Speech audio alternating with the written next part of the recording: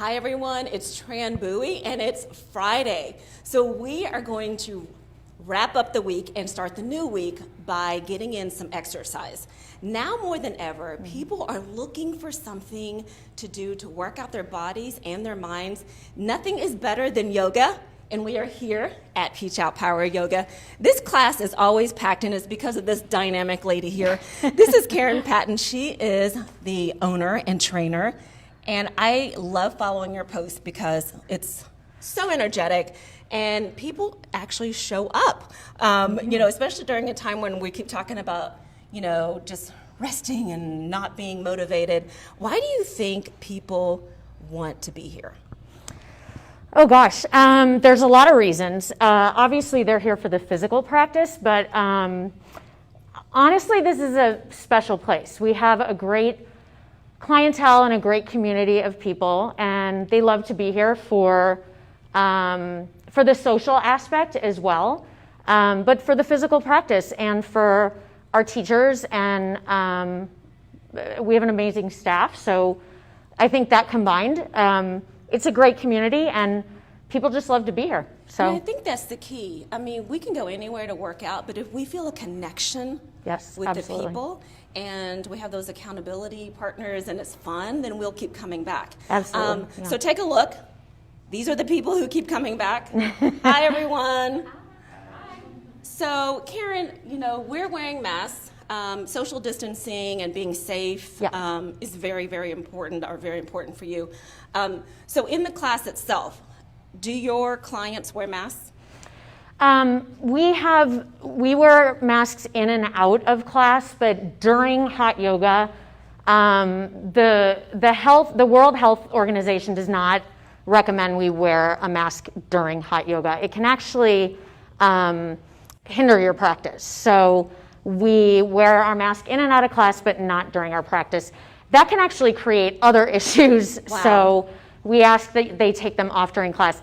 If someone absolutely wanted to wear a mask, we certainly wouldn't prevent them, but we don't want anyone passing out or getting hurt during class. And all these rules are changing daily, so we're keeping up on that, but no, we don't recommend you wear one during a hot yoga practice. Yes, that could that could be dangerous. Yeah, it can. So I know that people are here to do some yoga. So if you want to show us a demonstration, and then I'm going to ask you some questions as we go. Sure.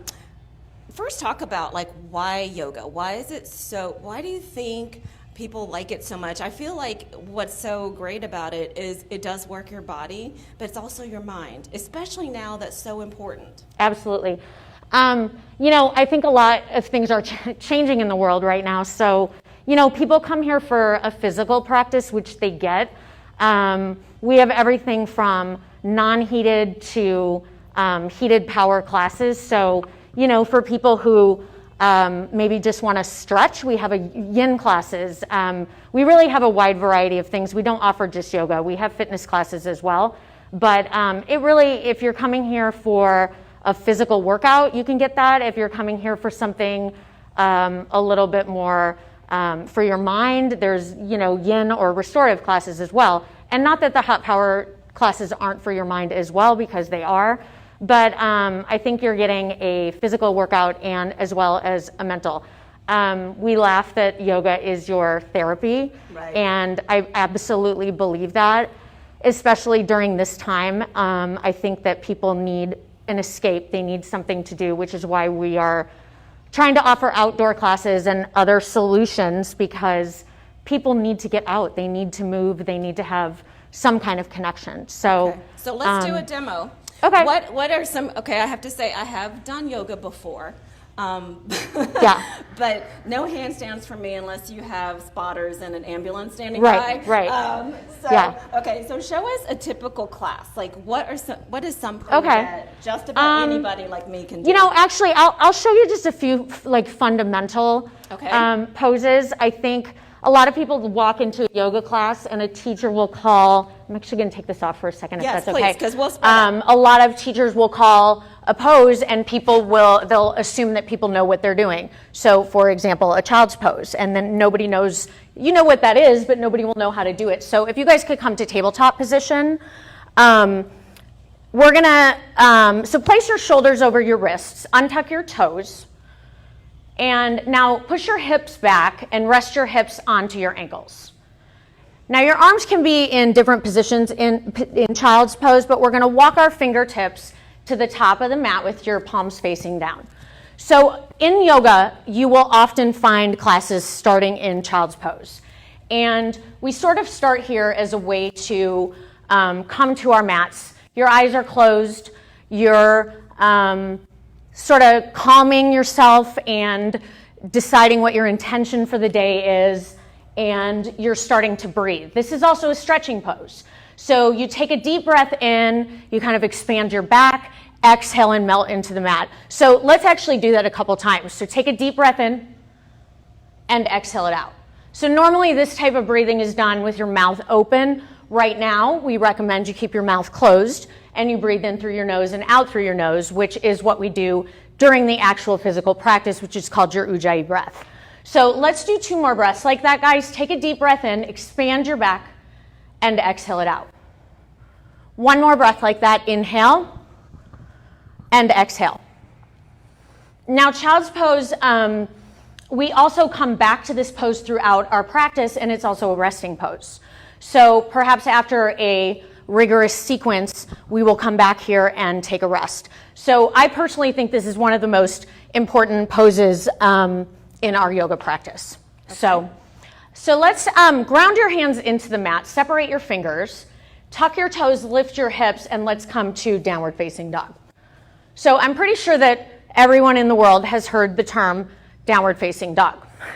So again, another pose that we use throughout our practice. So in down dog, you're lifting your tailbone up towards the ceiling. You're grounding your hands into the mat, and you're dropping your chest towards your thighs. A lot of new yogis will place a lot of weight into their shoulders, which is, you want to try to use your legs here too, so you're engaging your arms and your legs here, so really all of your body. You're pulling your ankles down and back, another pose that we come back to throughout your yoga practice. So when you first start to do yoga, this feels like a lot of work. As you grow your yoga practice, we really think of this as a resting pose. So you'll find that later in your practice, you'll hear a teacher say, take a break, come to child's pose, or come to down dog. A newer yogi will come to child's pose. You'll see most advanced yogis come to down dog. This is your home base. This is where you're going to come and you're going to rest and you're going to feel very, very comfortable. It's also where you come during a lot of your yoga flows into down dog. So let me just ask, if there was a pose for 2020, Yep. What would that be? Corona coma. Right. No. Gosh, let me think about that for a second. I'm going to get back to you on that. And then what pose these are the 2 basic ones, but what's the little more difficult pose that you would want people to try? Let's come forward to plank. So plank pose, not only is it difficult, but I think it's often probably not done in proper form. So shoulders are over wrists again. You're pulling your belly in and up. Guys, drop your hips down a little bit. Improperly. There you go. So that is one thing that's not done correctly. Now lift your booty up high. So stick it up. So that's also not proper. So now come to plank properly. So you want to be straight. You want to have your shoulders directly over your wrists. And this is good for everything. This is a whole body workout, and you're engaging your core. You're getting strength in your arms and your legs. You're using your whole body here. So I think, you stay here for a while and you're good. Okay, and what about an advanced pose that I probably couldn't do? Let's push back to down dog first. And then if you guys could tiptoe to the top of your mat. How about a crow pose? All right, guys, so ground your hands into the mat. We're going to take our knees into your armpits. You're using your abs here. If you guys do not want to do this, you don't have to. But if you would like to try, that would be great. So you're lifting your tailbone up towards the sky. So they're going to balance on their triceps here. Oh my goodness. David's in it right now. Wow. I'm pretty sure all these guys can do it. So you're bringing your toes together. This is called crow. If David, would you like to take that a step further for us while you're up? And David's nuts. Oh my so gosh. Oh my gosh. Wow. Yeah, no, that's not happening for me. yeah. Goals though, goals.